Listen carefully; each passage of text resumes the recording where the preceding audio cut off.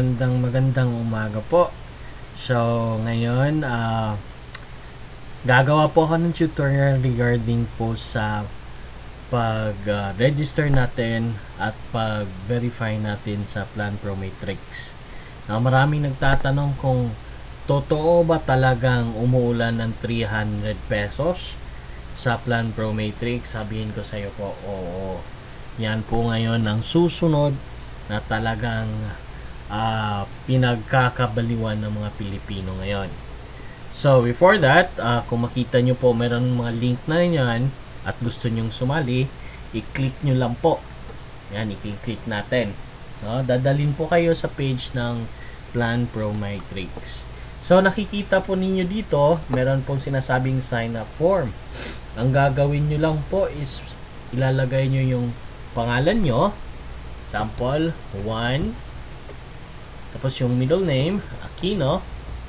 Sample lang po to Tapos yung last name is De La Cruz. Yan. Tapos lagyan nyo po ng email nyo.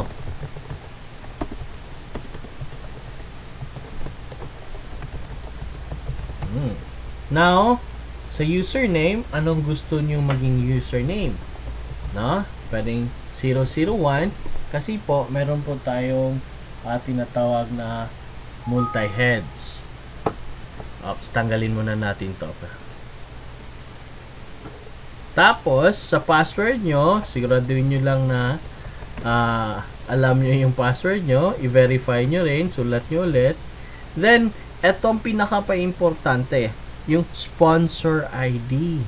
Kailangan alam nyo kung saan kayo nakakabit at sino yung gusto nyo maging apply. No? After that, ang gagawin nyo lang po is i-click nyo yung register.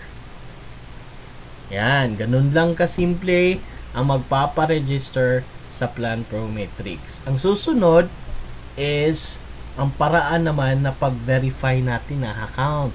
Totoo, once naka-register na po tayo, yes, nasa loob na po tayo ng system ng Plan Pro Matrix, ang susunod gawin natin is i-activate natin siya upang tayo na umpisang kumita. See po. So, please watch the next video for the verification.